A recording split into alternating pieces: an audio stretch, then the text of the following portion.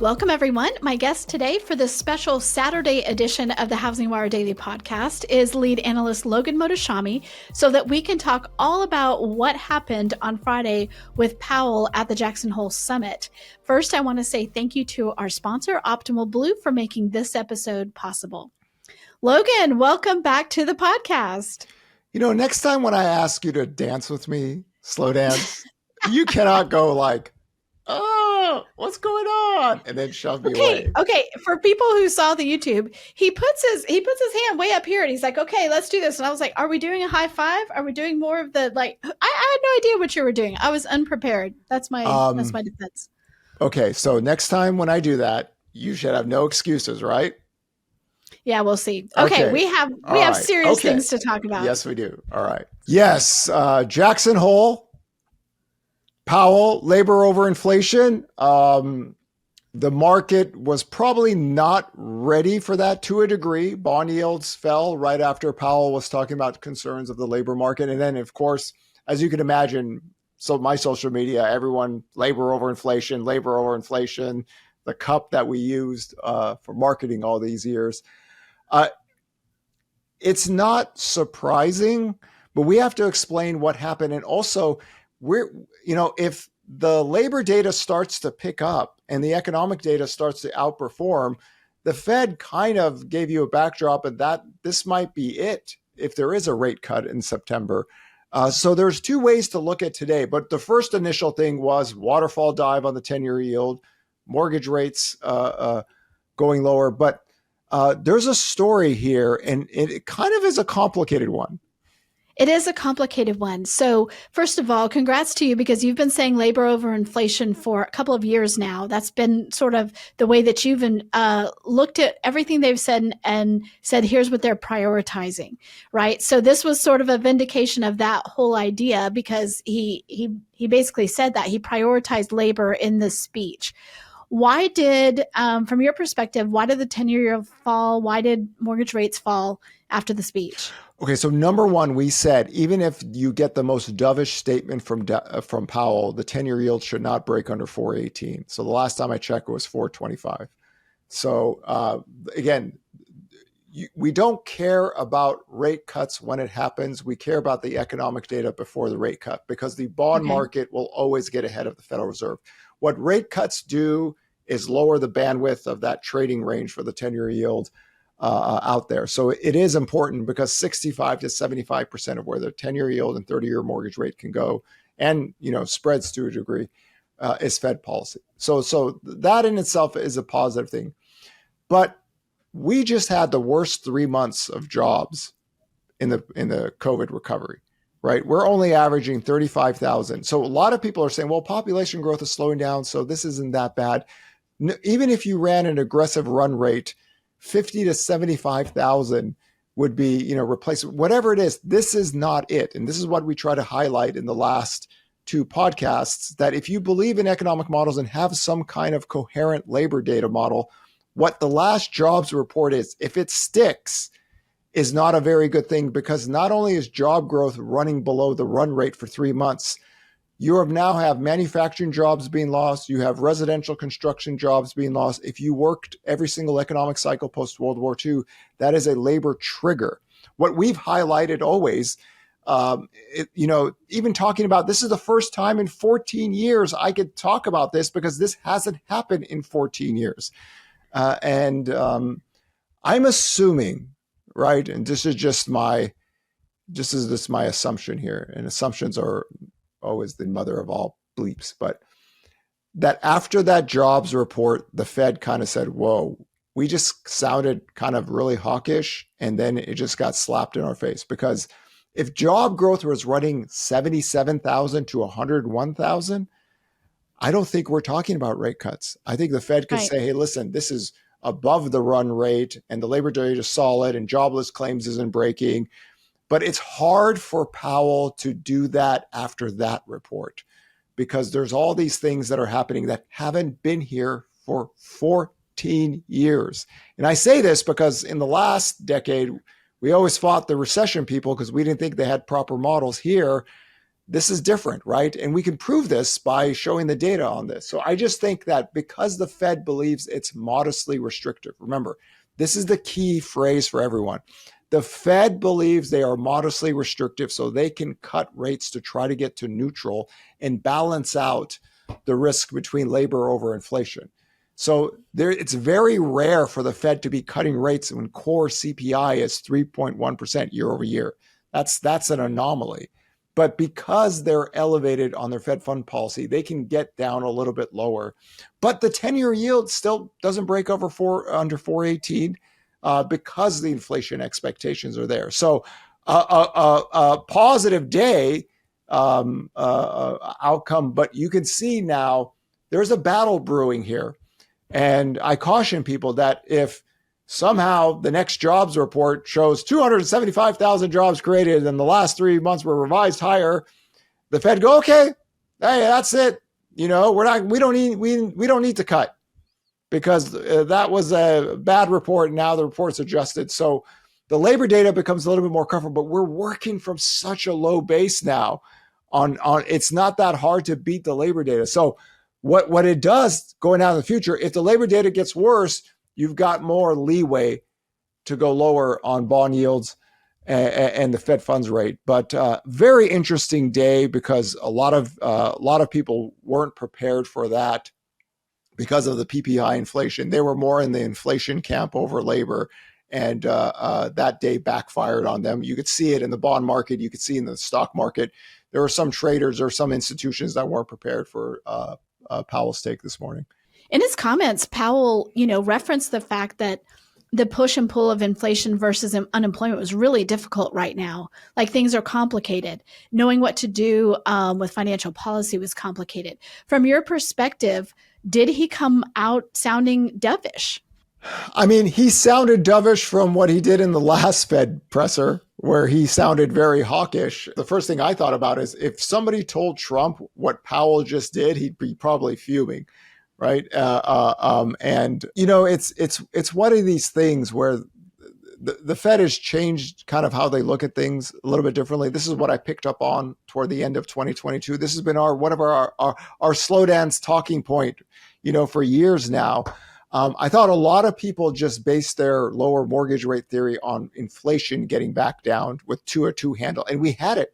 We had CPI and PCE inflation with two handles, but mortgage rates were still above 6%. Why? Because Fed policy is still up here, right? So it's a benefit that Fed policy is coming down, but now it becomes a bigger tug of war because you need now the labor data to stay weak. And you need the economy to underperform to warrant more, downdraft in bond yields. And we saw that with the 10-year yield still not breaking under 418. Last year, God, we broke the Hodor line. We were at 363. People were so bent on the recession. Certain recession flags went off last year that aren't mine, but the marketplace just really overplayed their hand. And then when the data started to get better, bond yields went up, mortgage rates went up. Now it's a little bit different because we haven't seen that really big move lower in the 10-year yield yet. So it's a more balanced approach right now with where mortgage rates are in the 10-year yield and where Fed policy is. So I think bond traders a little bit better this time around than last year in terms of where yields are properly, because remember, the Fed raised their inflation expectations this year. And we're getting to 3% already. So a big tug of pull, but now everyone gets to see labor over inflation really worked here. And Powell, I don't know how he was supposed to even defend those numbers. Like for my nerdy economic data scientist people, you know what I'm talking about. Those were not good in the aggregate total of all he has left is initial claims at this point because continuing claims are at a 3-year high. So we try to explain this as basic as I can, but I think, so much of the 10-year yield moving lower and everything is priced in. Now we just get into a kind of a fierce tug of war right now between a lot of players for the rest of the year. So let's talk about September, that meeting, and if labor stays unimpressive if it stays soft. I'm not saying it's going to show another 35,000 month, but say it stays soft in that range. How much cut are we talking? Because we've heard 25, we've heard 50, we've heard from the Trump camp 100. So what do you think? You can only hope for a 25 basis points. I'm saying this with all honesty. They don't want to cut. They do not want to cut rates. Okay. Powell is forced because that was such, I cannot express to you enough, Sarah, that was such a big whiff on the jobs data, on the aggregate total. I mean, any other time in history, the 10-year yield would have been down 50, 60 basis points more. But because inflation expectations were risen and the inflation data has picked up, we're not seeing the lows that we saw in 2023 when we're fighting the Gandalf line, or the lows that we saw in 2024 where the Hodor line was. We are still, a good 45 basis points away from the Hodor line, and we just had the 3 worst jobs months in this expansion. So it's a tug of war. So just think about if you get a quarter, a lot of it's already priced in. Right. So you just need weaker economic data. And this is the reason why the 10-year yield is not near 4%. So a lot of people were cheering about this. And there is a highlight on the labor data, but now there is a focus that, hey, listen, if the economy reaccelerates and the job data accelerates, that's our cover not to cut. And bond yields can stay probably more elevated than what people think. But a good day. I think it's good for Powell's legacy today, because after being that hawkish and, to me, sounding a little bit arrogant in the Fed presser and then being humbled by that jobs report, there's no model that I cannot even think of that you can average 35,000 in 3 months and have manufacturing jobs lost and residential construction jobs lost at the same time. You could go back in history and it's just not things. So if you were at neutral policy, it's a different conversation, right? The Fed could say, hey, listen, we're a neutral policy. If jobless claims break, we can cut and get rates lower, but then rates will already be a little bit lower than where they are. So it's a tug of war right now. But again, they stayed modestly restrictive, is what we've always said. They will stay modestly restrictive or be as restrictive as possible until the labor data is break. And this is kind of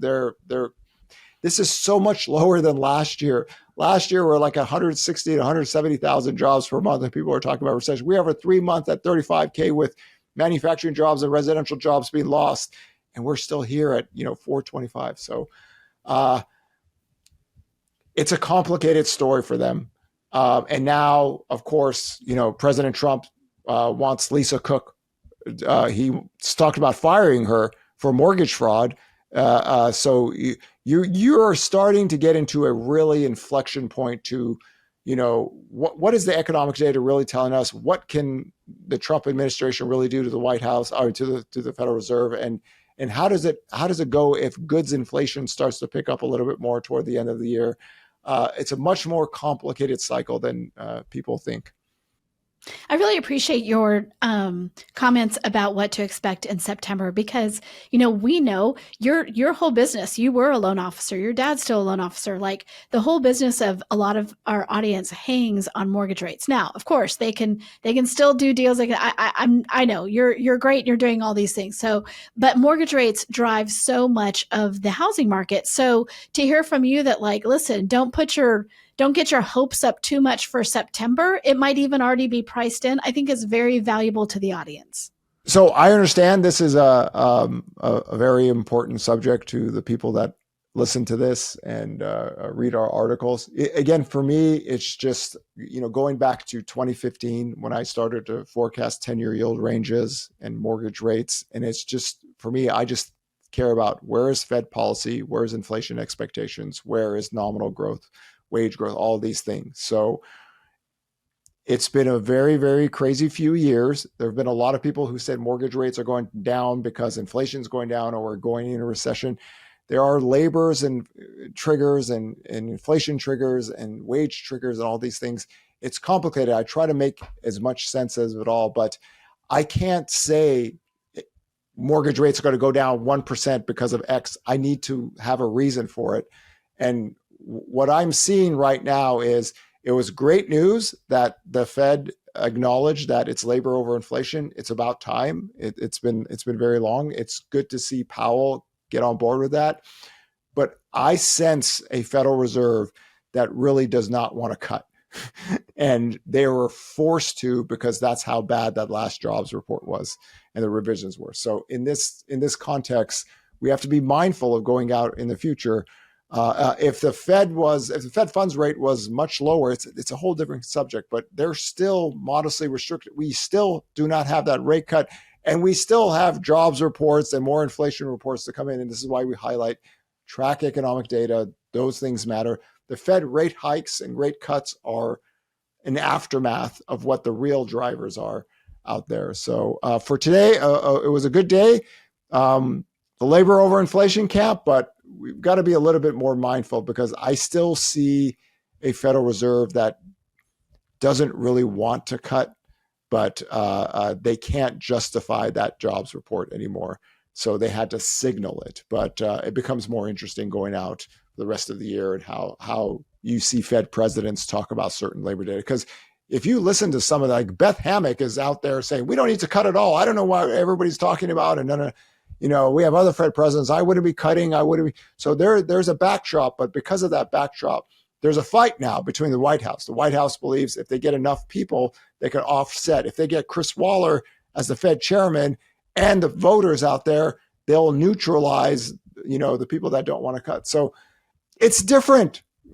Everything's been different after 2020, but this is a very different Federal Reserve White House relationship and how the markets view it out here. So the 10-year yield and where mortgage rates today look perfectly normal to me. If jobless claims were breaking higher, whole different subject, right? We have 3-year highs in continuing claims, but the initial claims are still very low. And the Federal Reserves, if you read their work, they think 400,000 is really the labor market breaking. I have 323,000 on the 4-week moving average. But if jobless claims start to creep up, that's the last line of defense they have. And the bond market will get ahead of the Federal Reserve. Bond market will do the heavy lifting for the Federal Reserve, and they kind of have done the heavy lifting this year. And again, some of you could see the builder stocks are doing well. Again, people are anticipating lower rates, housing doing a little bit better. So we'll take it one day at a time. But yeah, what a day. What a crazy, fun-filled day. That jobs report now more important than ever, the next one. And Logan, thank you so much for jumping on for this special edition. I know you've been on a lot of other national shows, but of course you're our lead analyst. So I was like, no, we get him first and we're going to jump on this. So thank you for doing it. Pleasure as always.